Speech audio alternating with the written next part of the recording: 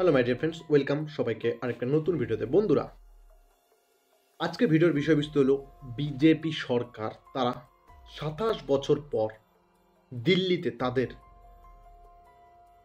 মুখ্যমন্ত্রী পেতে চলছে।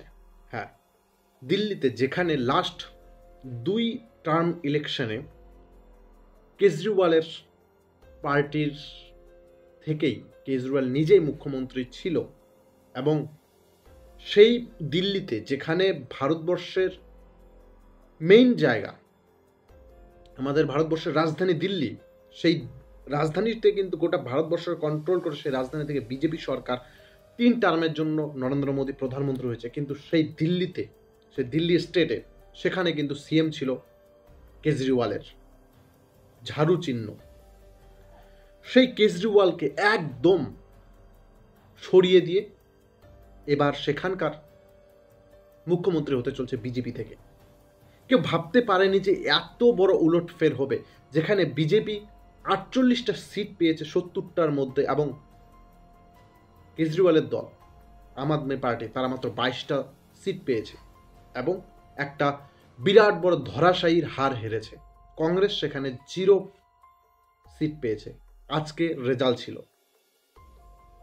বিজেপি এখানে কিভাবে এত বড় বাউন্স ব্যাক করলো সেটা এখনো এক্সপার্টরা আলোচনা করছে ফ্রি বিস, মানে ওই যে সেইখানকার নাগরিকদের যে বিনা পয়সায় ইলেকট্রিসিটি প্রোভাইড করা, বিনা পয়সায় বাস ভাড়া প্রোভাইড করা, প্রত্যেকটা বাড়িতে ২৫০০ টাকা করে মহিলাদেরকে দেওয়ার জন্য, এই যে মডেলগুলা, এইসব কি তাহলে বিজেপিকে ভোট পাওয়ার জন্য কাজে লাগালো?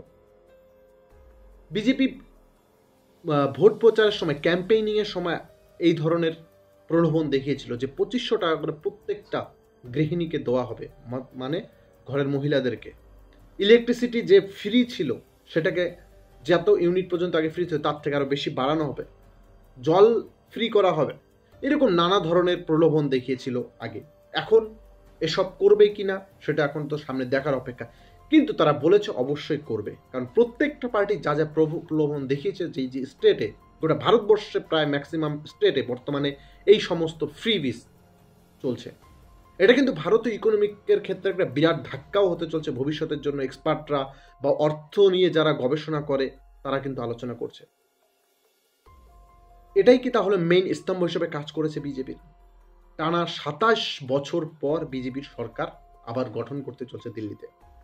লাস্ট ভারতীয় যে বিদেশ মন্ত্রী ছিল সুষমা স্বরাজ ১৯৯৮ সালে, তখন কিন্তু বিজেপি সরকার ছিল দিল্লিতে। সেই ১৯৯৮ পরে তারপরে কংগ্রেসের পরে আম আদমি পার্টি, কেজরিওয়াল দীর্ঘ সময় ধরে দিল্লিতে রাজত্ব করেছে। কেজরিওয়াল বলেছিল যে দিল্লিতে বিজেপিকে জিততে হলে স্বপ্নের মধ্যে জিততে হবে, বা যেটা কখনোই সম্ভব হবে না। কারণ তিনি এমন কিছু দিল্লির জন্য করেছিল, ফ্রি স্কুল, উন্নত মানের স্কুল পরিষেবা থেকে ইলেকট্রিসিটি থেকে শুরু করে সমস্ত কিছু কিন্তু আগে দিল্লিতেই শুরু করেছিল, তারপরে গোটা ভারতবর্ষে ছড়িয়েছিল। সেই আম আদমি পার্টি বর্তমানে কংগ্রেসের সাথেও তারা প্রাইম মিনিস্টারের ভোটের সময় সেখানেও একসাথে জোটবদ্ধ হয়েছিল। সেখানে কিন্তু আম আদমি পার্টির পারফরমেন্স ভালো ছিল দিল্লিতে, কিন্তু হঠাৎ করে এই পরিস্থিতি হওয়ার পিছনে কারণ কি সেটা এখনো অজানা। হয়তোবা হতে পারে কেজরিওয়াল যে কিছুদিন আগে ঘোটালার জন্য জেলে গিয়েছিল সেটাও তার সাইড ইফেক্ট হতে পারে। সেই আম আদমি পার্টি কিন্তু বর্তমানে পাঞ্জাবেও তাদের মুখ্যমন্ত্রী রয়েছে, পাঞ্জাবেও তারা জিতেছে, কিন্তু দিল্লিতে ধরাশায়ী খেয়ে গেল। ডিয়ার ফ্রেন্ডস, এই ধরনের আম আদমি পার্টি মানে কেজরিওয়ালের এই ধরনের, এমনকি কেজরিওয়াল নিজেও আজকে কিন্তু দিল্লিতে হেরে গিয়েছে। তিনি যেই সিটে ছিল সেই সিটে তিনি নিজেও আজকে হেরেছে, সে নিজেও জিততে পারেনি। এখন যে বিরোধী দলনেতা হিসাবে তিনি থাকবে, তাকে আবার কোনো হয়তো পুনর্নির্বাচন হয়ে ইলেকশন হয়ে আসতে হবে, তিনিও এখন বিরোধী দলনেতা হতে পারবেন না, কারণ তিনি এখনও যেখানে দাঁড়িয়েছিলেন সেখানে তিনি হেরে গিয়েছে। বিরোধী দলনেতা কীভাবে হবে? এখন তাকে আবার পুনর্নির্বাচন করে কোনো, যদি কেউ তাদের পার্টির বরখাস্ত হয়, পদত্যাগ করে, সেই ক্ষেত্রে তিনি নিয়োগ হতে পারবেন, নয়তো তিনিও বিরোধী দলনেতা নেই। যে পার্টি তৈরি করেছে, যে পার্টির কর্ণধার, সেই বর্তমানে পার্টির থেকে বাইর হয়ে চলে গেল।